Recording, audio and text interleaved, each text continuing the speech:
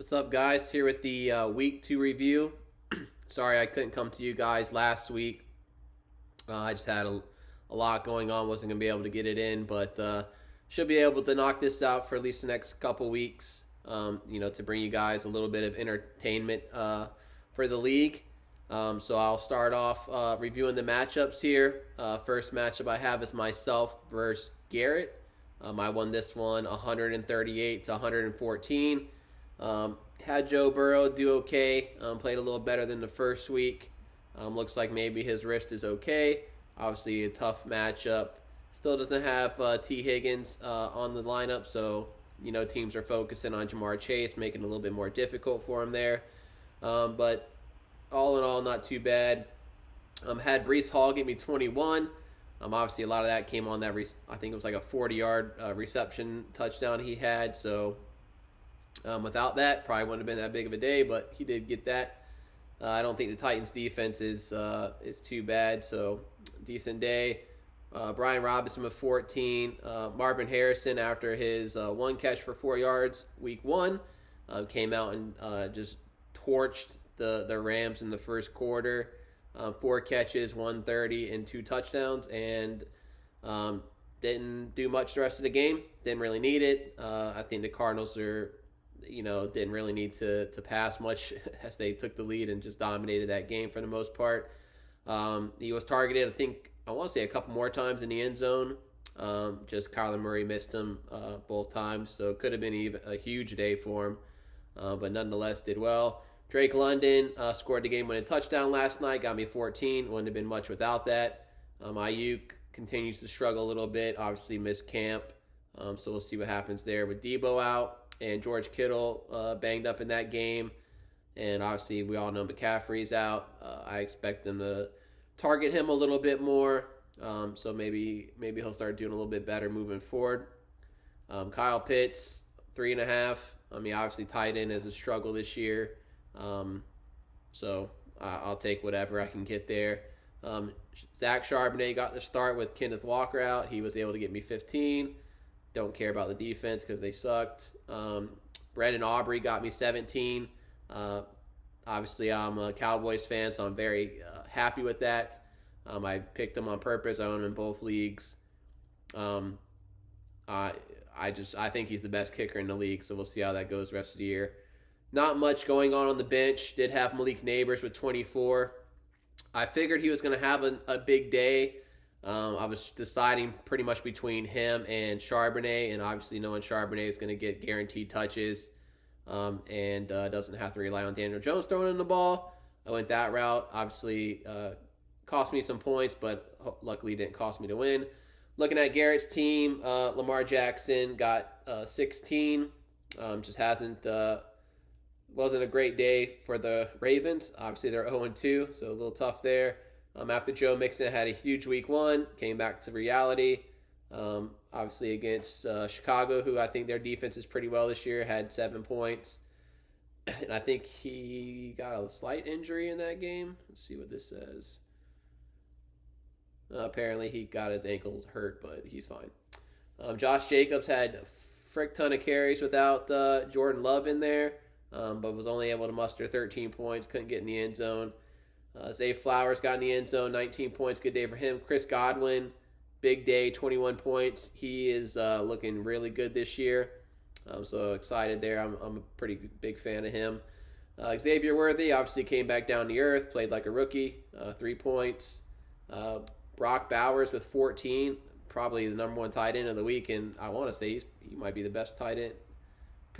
Currently, he's ranked number 2 in the tight end position. Obviously, I think that's behind Likely, who didn't do anything this week. But Brock Bowers is looking very good late round tight end pick. His defense got him 9, so not too bad there. And nothing to really speak of on the bench. Next up, we got Michael versus Dalton. Dalton won this one 132 to 105. Looking at Michael's team, Jared Goff sucked. He only had 9 points. Bijan couldn't find the end zone, but he did get 14, so that's not too bad when you don't get a touchdown. Achan 26, big game on Thursday night, even though the Dolphins got rolled. Cooper Kupp got him 6. Obviously, got hurt in that game. He's going to miss some time. So that's unfortunate there. Cortland Sutton had 1 catch for 3 points. Wandell Robinson, God, if you're playing Wandell Robinson, that's rough. He found the end zone, but 2 for 18 and a touch.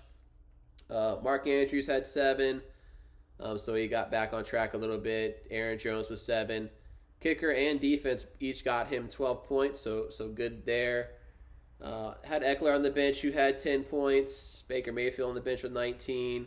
So he could have got some more points out of the quarterback, but it wouldn't have been enough to get him the victory there. Obviously, I guess I see why he played Wandell Robinson when he's got Keenan Allen and Christian Watson on the bench. Allen was...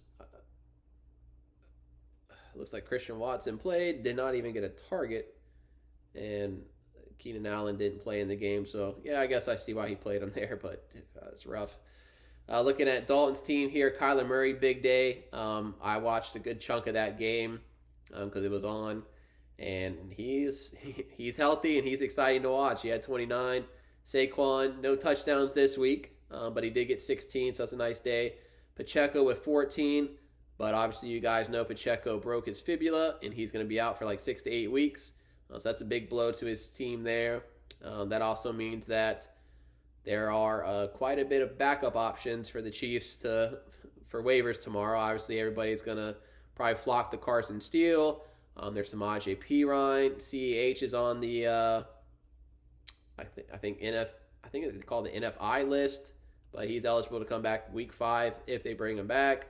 So maybe somebody will go after them. I believe they signed Kareem Hunt today. I've heard rumors maybe they'll look at Jerick McKinnon, but I don't think they'll do that since they signed Kareem Hunt. I mean, you're only going to have so many running backs on the team, so see how that goes.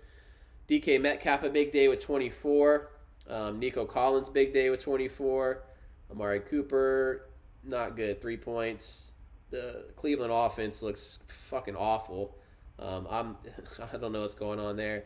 Obviously, Dalton could not play a tight end this week. He had Evan Ingram, who was ruled out like less than an hour before kick after our waivers had processed on Sunday. He got hurt in warm-up, so it's not like he could have made any changes there. I own him in another league, and I was just like, shit, was I not paying attention? Was he hurt during the week and questionable, and I just didn't catch it? Nope, he just got hurt in warm-ups, warmed up too hard apparently. Deontay Johnson got him 3 points. Obviously, anybody on the Panthers offense is awful. Maybe that'll change moving forward now that they've made the quarterback change, but we'll see because their offensive line is not great. Double digits out of the kicker and the defense, so that's nice, and not much going on the bench there. We'll move on to the next matchup. We got Josh versus Jason. Josh won this one 113-94.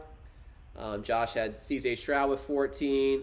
Rashad White got him 3 points, so not a big day there. I'd be curious how much him and Bucky Irving split time there. Jordan Mason, nice day with 17, found the end zone. Jalen Waddle with 7, which, isn't bad when you lose your quarterback. They're going to be rolling with Skylar Thompson or, I can't remember his first name, but I know his last name's Huntley. They just signed him, so not great days looking forward for the Miami passing game, honestly. Darnell Mooney came on, had a decent day yesterday with 16. I think two of those 3 catches came on the last drive, so McBride had him 16, so nice day there. Nothing else really going on there. His kicker and his defense each double digits. Kicker for Houston got him 20, Fairbairn, and then Chiefs defense got him 11.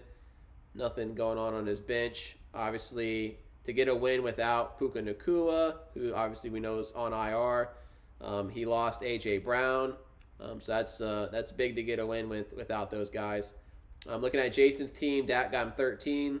Obviously, Cowboys got just destroyed. It's a tough game to watch. ETN with 13. Montgomery got him 15. Smith and Jigba got him 18. And then just not much else going on there. Chase and Diggs each with 5.5. Gabe Davis with 5.5. It's tough playing Gabe Davis in your lineup. Nothing else going on there. Nothing on the bench. Mostert's out for him. Kenneth Walker's out for him, so not much going on there. Next up, we got Kenny versus Derek. Derek won this one 151 to 119. Looking at Kenny's team first. No touchdowns for Jaden Daniels, but he was able to get 13 points. Jahmyr Gibbs didn't find the end zone either, but he did get 14. James Cook obviously had a huge day on Monday night. 3 first-half touchdowns, finished with 28. So I'm sure going in, like, Derek was probably a little nervous. I think all of us would be if going up against a guy with 28 points on Thursday night, but didn't matter to his team. He had somebody one up that. You got Justin Jefferson, obviously had the 97-yard touchdown, which was beautiful, 21 points. And then all the rest of his guys are in single digits outside of his kicker and defense. And then nothing going on the bench there. Looking at Derek's team, Mahomes, 13 points. Just they're winning. He's doing like great real-life quarterback stuff, but it's not really translating to fantasy. And when you spend that kind of high pick on him, it's a little tough to swallow, I'm sure. Derrick Henry found the end zone again this week, got 16. Obviously, Derek's big-time player this week was Kamara, who decided to, do whatever he wanted. He finished with 4 touchdowns and 43 fantasy points. St. Brown came on big this week. I think St. Brown had 19 targets in that game, which is just crazy. 17 points there. Rashee Rice found the end zone with 16. George Kittle found the end zone. He's got 17. I know he had some health issues during that game. Apparently it was just cramps. So I guess he's fine. And defense kicker did okay. And nothing to really speak of on the bench there. Next up, we got... I'm not even sure I should talk about this matchup. I mean, it's like the Toilet Bowl. Mark won this one 75, which should be the lowest score of the week, but no. Ray decided to top it and get 55, which I think last year or the year before we looked up what was the lowest score, and I can't remember what it was, but I want to say somebody got in like the high 40s, but 55 is just atrocious. It's awful. But we'll look at Ray's team here. Josh Allen, who obviously had to spend a super high pick on, got him 10 points. Jonathan Taylor was his highest scoring player with 15. Jerome Ford got him 7. Obviously, that Cleveland offense is horrible. Tank Dell, 1 catch.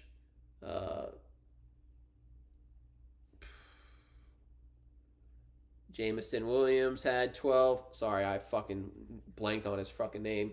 Jameson Williams for 12, so that's not a bad day. He's obviously been a pretty solid late-round pick. Brandon Cooks put up 3. Kelsey with 1. Laporta with 2. Cowboys defense -1. When you're having Kelsey and Laporta and they're, laying duds is pretty tough. And then, you got T. Higgins on the bench, but nobody else on your bench is any good. I mean, Brandon, your receivers are just awful. I mean, obviously you pick 2 tight ends, probably 2nd and 3rd round or 3rd and 4th round, but that's a tough team. I think it's going to be a rough season for Mr. Lego. I don't know if it can get much rougher than what it's going to be for Mark. Looking at Mark's team, he's got Tua, who was practicing his gang symbols Thursday night after he decided he was going to run over DeMar Hamlin and concussed himself for, I think, the 4th concussion he's had in 3 years or something like that. And he's still going to play. He still wants to play. But he got 6 points prior to that. Najee Harris got 8. Tony Pollard with 13. Tyreek Hill with 5. Obviously, same thing with Waddle. I guess they're just going to hand him the ball or throw him screens. I don't know if they'll be able to throw it down the field with Thompson and Huntley. But, obviously, if you can just get the ball in his hands, he can make some things happen. So we'll see there. Mike Evans with 6. Pittman with 4. It's been kind of a rough go for Pittman. Pierce has been kind of getting the bigger plays there for the Colts. And obviously when you got Richardson at quarterback, he's a super athlete. He's amazing, but he's not a great passer. So had Juwan Johnson in at tight end, who got him absolutely 0 points. Calvin Ridley with 23. I'm not sure if all you guys saw his touchdown catch on 2 defenders. But it was crazy catch. Like, I'm not exactly sure how he caught that and it didn't get intercepted. Um, Will Levis dropped that thing in a bucket. It's probably the best throw he'll ever have in his career because we can clearly see he doesn't make great decisions. He probably shouldn't have thrown that ball anyways, but somehow it got in there. But so good for him. And then there's nothing going on his bench to talk about. Then the last matchup we have here, we have Dakota versus DJ. Dakota won this one 129 to 122. Looking at DJ's team, Jalen Hurts played pretty well with 24. Kyron Williams got 13 and a touchdown. James Conner, a big day with 19, found the end zone. Garrett Wilson had 8. It's been a little bit of a rough go for Garrett. It's just not like a huge passing game for the Jets currently. Obviously, Aaron Rodgers is, probably one of the oldest players in the league. And I think he's struggling a little bit. And obviously teams are just going to, put their focus on Wilson to stop him in the passing game because they don't have any other options. I mean, nobody's concerned with Mike Williams because he's probably going to get hurt any day now. Alan Lazard is whatever. I don't even know who their tight end is. Obviously, if they're going to run the ball and guys out the backfield, Breece Hall, you're going to be concerned about him. And, Braylon Allen did have a good day for him, the backup. He's got Devontae Smith here, who had 17. He had a nice game last night, filling in the number 1 receiver spot for A.J. Brown. J.K. Dobbins continues to play well with 20 points there. And then nothing else going on here. Pickens, Goddard didn't do much. He had Christian Kirk on the bench, who has been a major disappointment this year. He had Braylon Allen on the bench, who had 19, so that's good there. Looking over here at Dakota's team, Anthony Richardson got him 10 points. Did get a touchdown, but also 3 interceptions. Ramondre Stevenson had 16. Devin Singletary had 14. CeeDee Lamb was 17. Devontae Adams had 22. All those players scored touchdowns as well, so that's huge. Chris Olave had 11. Freiermuth had 6. Debo had 14, but obviously Debo is going to be out for a little bit. I'm not sure if they're going to put him on IR. I don't believe so, but he is definitely going to miss some time. Looks like he strained his calf. Didn't really talk about IR, so maybe just a couple weeks. Kicker for Cincinnati got him 15, so that's big. He had Rashid Shaheed on the bench, who had 19. So obviously he's going to fill him in, take Debo out and put Shaheed in his lineup moving forward. Shaheed has looked pretty good this year. He looks to be a go-to target for the Saints, whose offense looks pretty impressive, honestly. I think it's Kubiak is their new coordinator, and he's changing some things up and doing some good things there. So a little bit of a surprise, but we'll see how that goes. But that's the review for all the matchups for this week. I will post these power rankings on the chat and on the website after this video. But I'm going to go ahead and wrap the video up with the power rankings. I'm just going to go 1 through 12. At the 1 spot is Dakota. He was 1 last week. Won again. Had one of the better scoring teams. So he's going to stay in 1. Obviously, losing Debo for a little bit is going to hurt, but we'll see how that goes. At number 2, I have my team. Obviously, I'm 1-1. I was 2nd in scoring this week. I like my team, so we'll see how that goes. At number 3, we have DJ. Number 4, Dalton. Number 5, Kenny. Number 6, Derek. 7 is Garrett. 8, Michael. 9, Josh. 10 is Ray. 11 is Mark. And 12 is Jason. That is it for the video this week, boys. Make sure you get your waiver claims in tomorrow. I'm very curious. I'm sure everybody's going to be bidding on Carson Steele. So we'll see how much he goes for and if somebody totally pays more than they need to, because it happened quite a bit last week with Likely and Lazard. So you guys spend all the money you want. It hopefully pays off. I don't know. We'll see. But best of luck to you guys, and I'll see you next time.